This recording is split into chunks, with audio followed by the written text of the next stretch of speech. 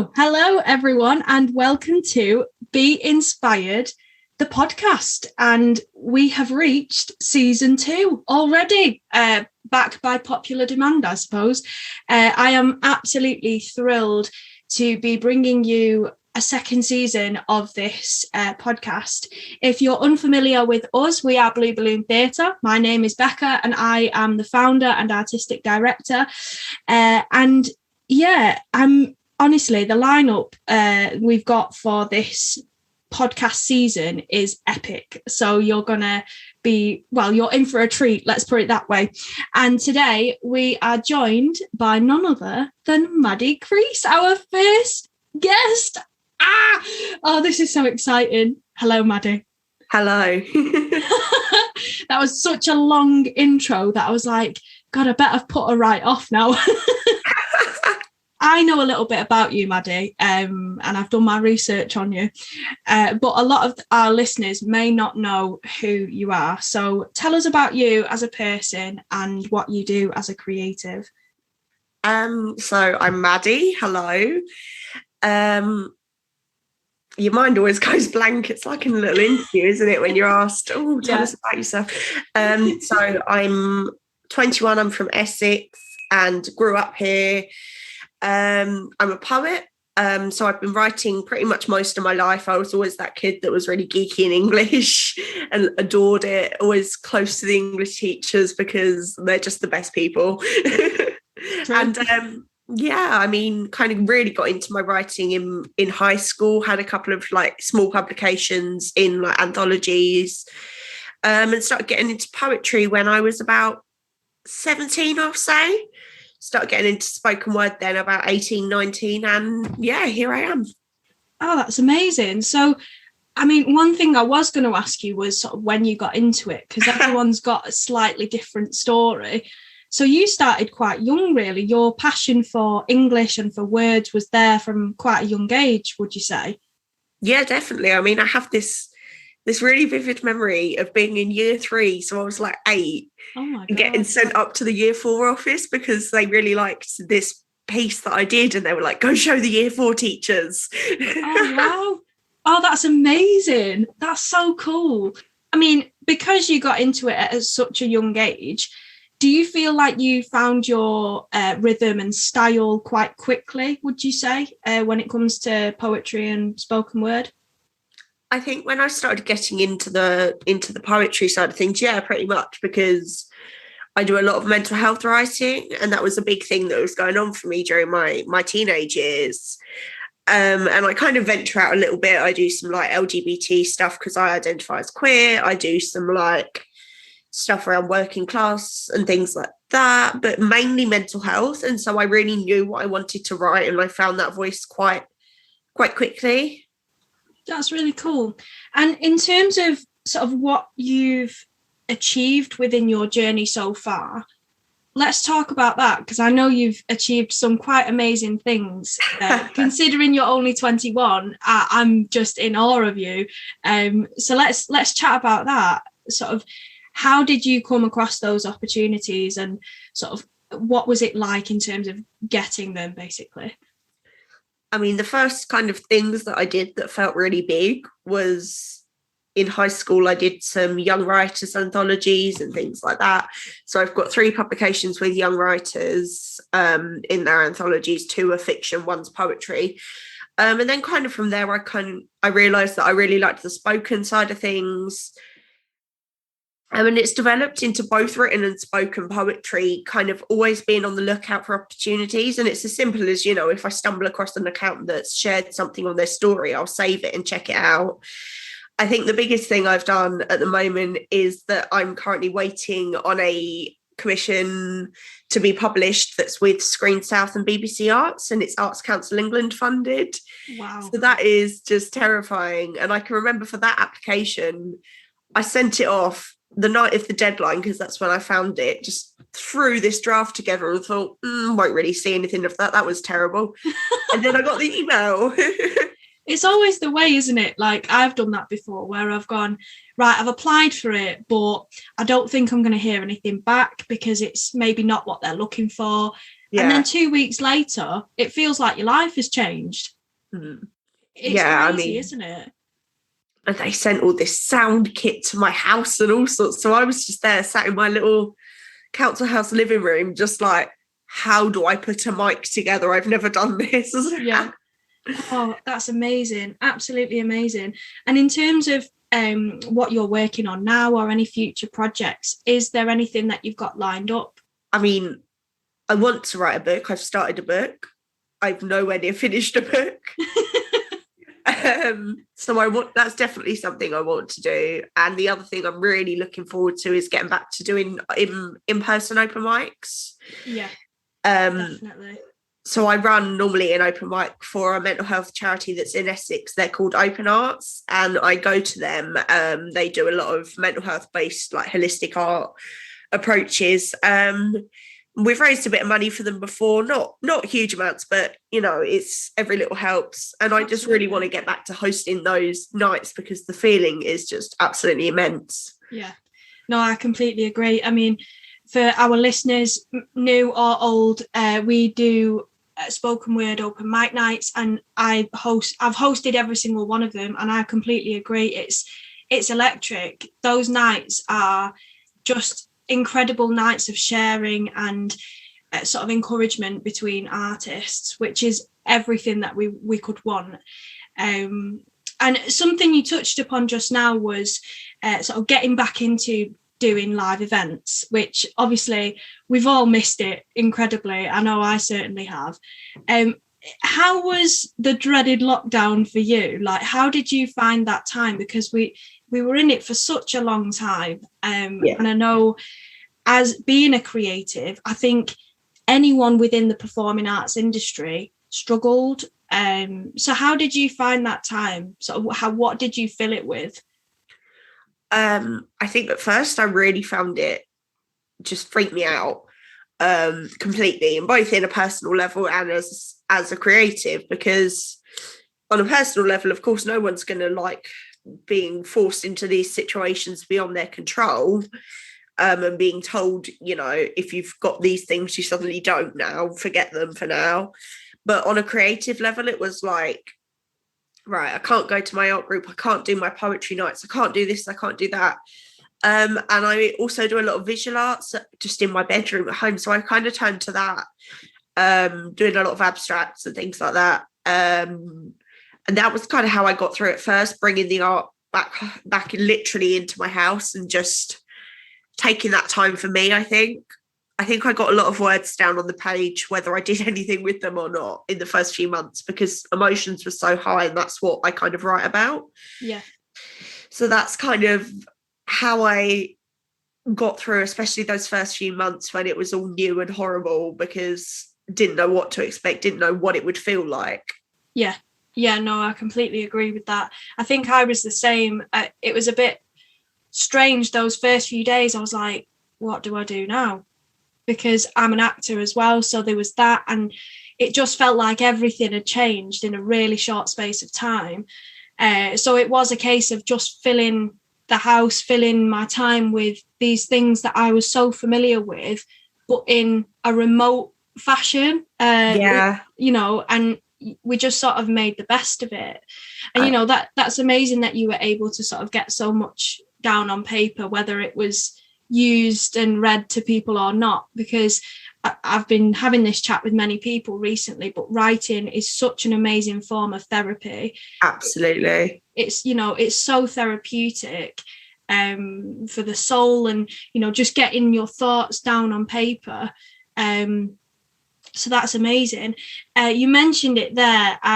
I discovered earlier today, because I think you shared it on Instagram, you have another sort of passion and another thing that you do, which is creating. Tell me what you create, because there's a lot of stuff on that page, and I was like, this is so exciting. So that's the art page, the visual arts. Yeah, that was kind of like where I started getting really into the creative stuff. Again, I was about 18, and because I was under mental health services, I was referred to this arts charity that I've mentioned. And I was kind of always one of those kids that was told, don't bother taking art, you're going to fail it. I don't want you in my class. And so then when I kind of left that environment and found my art group, I kind of got really into the abstract side of things. So I do a lot of fluid acrylics. I've started in the last 6 months or so doing resin. Oh, nice. And I think that's what I shared earlier. I think it was, I did some resin coasters for Father's Day, and they did come out really cute, actually. I was really pleased with them. I've also done a little bit of like more attempt at lifelike. It didn't come out that way all the time. But yeah, I've got a portrait of my dog up on my wall that I painted as well. So I'm just glancing over at that. That's amazing. No, it's so good. Like the fact that you have something else to turn to. I know that's something that I've realised, especially in lockdown and in the last year, is how many skills I have that can be easily transferred to sort of other parts of my life, other jobs that I might want to do. I mean, with Blue Balloon alone, I produce, I direct, I do marketing, I do all of this stuff. And I hadn't really thought about it. It was just something that I sort of did. So I think it's really cool that you've got that, and everyone should go and check it out on social media. What is the name of that page? So I think that is Maddi C _creates. And my name, the first name is spelled without an E or anything like that. It's just Maddi, because I couldn't spell apparently. But that's my nickname, and I just decided to be extra and drop the E. Yeah, nice. Very much. I like that. Keeping it cool and edgy always. Yeah, you made me think just then about like the hosting as well, because you're talking about like these skills that you don't realize you have. And doing these events has been amazing. But I also forgot to say that at the start of lockdown, when you were asking that, I was due to be hosting our third in-person open mic night. And then lockdown comes in. And so I was like, right, it's planned. We're going to do it, because it was the anniversary of the first one. And so it turned into an online 2-day event where people could submit in advance. Anyone could submit, and it just got posted everywhere that I could think of, just sharing all these lovely people's poems. And it was nice to give that alternative. Absolutely. I think there were a lot of on Zoom going on, and that was amazing. I had no tech skills at the time to do Zoom, so I was like, right, Instagram it is. That's what we try to do as well. It's giving people the platform. You know, whether things go ahead in real life or not, there's still social media, and there's still that online platform, which we're quite blessed in a way to have, because, you know, so many people start off as just a poet sharing their stuff on Instagram. Like, it's mental, which takes me nicely onto your social media presence, because I know that you do post quite a lot on Instagram. How do you think that was how you started sharing your work, or did you go at it from a more sort of in-person approach? So I think it was a bit of both. I mean, I had the art page first, and I kind of did a bit of both on there, a bit of poetry and a bit of visual. Okay. But I didn't have the actual poetry page until about a year ago, it was initially created for that online event. Then I thought, well, I'm not doing an event every single week or something. I could not do that. So I'm just going to make it mine now. But yeah, I did a lot of in-persons. I did local open mics and that when I was starting out, and kind of got to know the people in my community that were doing similar things to me. That's really good. I relate again. It's such an amazing tool for that, really. I've found so many poets in Manchester just through Instagram, and I'm like, I didn't even know you existed, mate. But it's so nice, and the thing I really love about the poetry community, especially in the UK, is how supportive it is. There is less of a competitive nature, especially I think coming from a predominantly acting background. That industry, that side of the industry is so competitive. And so to now be sort of delving into the poetry side of things, it's really nice. Like, it's a bit of a refreshing change. Do you know what I mean? Yeah. Everyone kind of wants everyone to succeed. Yeah. Yeah. Yeah, definitely. And I think it's, in a lot of industries, there's a whole lot of, there's this many seats at the table, who's going to get it? And I think in poetry, especially recently, especially since lockdown, a lot of poets have gone, let's make more bloody tables then. Absolutely. Yeah, no, I couldn't agree more with that. I remember the first open mic I did in real life, which was very, very recent. There were so many people there and so many people up performing. And I thought, you know what? I love this. Yeah. There's no limitations. Like, there's no, we can only have this many people. And obviously every company or platform that does that has their reasoning, and we're the same. But I think it was just really nice and refreshing to see so many people from all different backgrounds just getting up and doing their thing, and people really appreciating it. When I've done my events, I've had everyone from 16, 17-year-olds to like older gentlemen in their like 70s coming up and performing. And you get such a range of poetry as well, and it's just so lovely to see kind of the fact that everyone's welcome and everyone's got their own thing to bring. No, definitely amazing. I have a question for you, and this is quite broad, so bear with me. But was there anything or anyone that particularly inspired you within your poetry journey when you were younger, or perhaps in lockdown? Is there anyone that has really sort of stuck with you or something? I definitely have my favourite poets. I think overseas in America, I think a lot of people know Button Poetry, and I like Neil Hilborn and Ollie Schminke, who's recently got a book out. And Neil Hilborn's got 2. And then over here, there's a really local poet to me, actually lives in the same town. Her name's Sadie Davidson. I've had the pleasure to work with her doing different projects before, and she's just incredible. But also, I'm kind of going to be a bit cheeky with this one and say that with what I write, I'm kind of inspired by actually my younger self and all the rubbish that she went through, and almost talk as though it's a different person, and not because I'm not proud of being that person, but because I used to make this promise every time I walked down the stairs in the morning. I used to look at a picture of my younger self that my mum had put above the stairs, and I was like 5, 6. And I'd just look at this picture and go, yeah, I'm doing this for you today. If it was a really bad day, I'm doing this to look after you and what you'd want. And so a lot of my poetry is kind of like, you know what, little kid, you've made it. You're happy. You're doing what you love. Yeah. And that really inspires me. That's really good. Oh, wow. I love that. That's so like poetic. But I love it. Like, I think we all need a little bit of that. If all of us, I mean, I was thinking about something very similar the other day about how I was when I was younger. I was always the odd one. I was very practical as a learner. I was very practical, very hands-on. And I was a bit of an oddball. And especially in high school, like, it's such a strange time being an adolescent. And I went to an all-girls school as well. So did I. Oh my God. And it's so strange because you question everything about your identity without really realizing it. And so I can relate to that. I think there's something really nice in that, the fact that you sort of wake up now and you say to you, like a smaller version of you, like a younger version, I'm doing this for you today, like you're smashing it basically.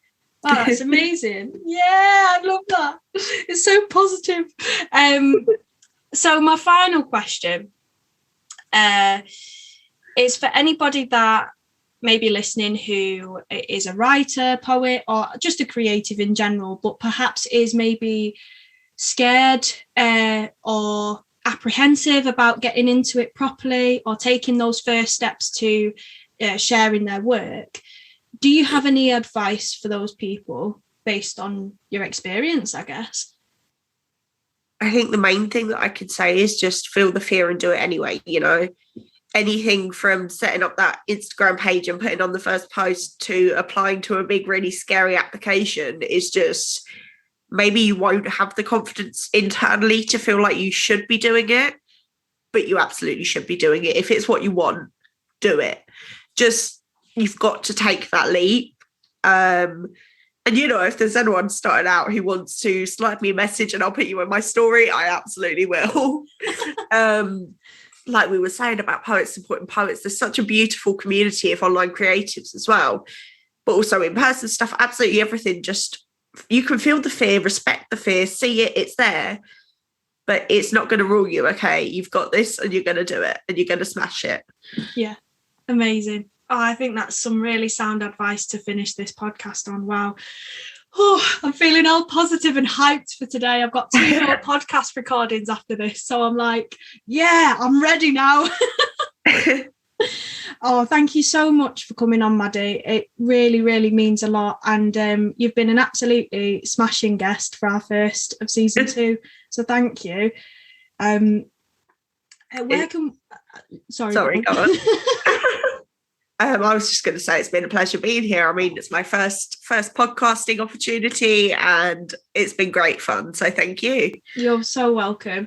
I was going to ask, actually, where can we find you on social media? So obviously you've mentioned your art page, but if anyone wants to check out your poetry, plug it now, gal. So it's same as spelling as the art page is Maddi Crease. Poet, no underscores, dots or anything, just all one word. I've also got a Facebook page which is also Maddi Crease Poet, but with spacing and stuff like that, because Facebook lets me do this stuff. So yeah, I think that's everywhere I am on social media. I've also got a website which again is Maddi Crease Poet. It's maddicreasepoet.com. But you can also find contact details and a bit of a like almost casual CV on there, things like that as well. Amazing. Fabulous. Well, thank you very much again, Maddi. Thank you to everyone that has been listening. You know, if you're on Spotify, Anchor, or anywhere else you get your podcasts, give us a follow and you can stay up to date with our podcasts on there. If you've been watching on YouTube, thanks for watching. Leave a like, comment and subscribe to our channel. And until the next time, we will see you very soon.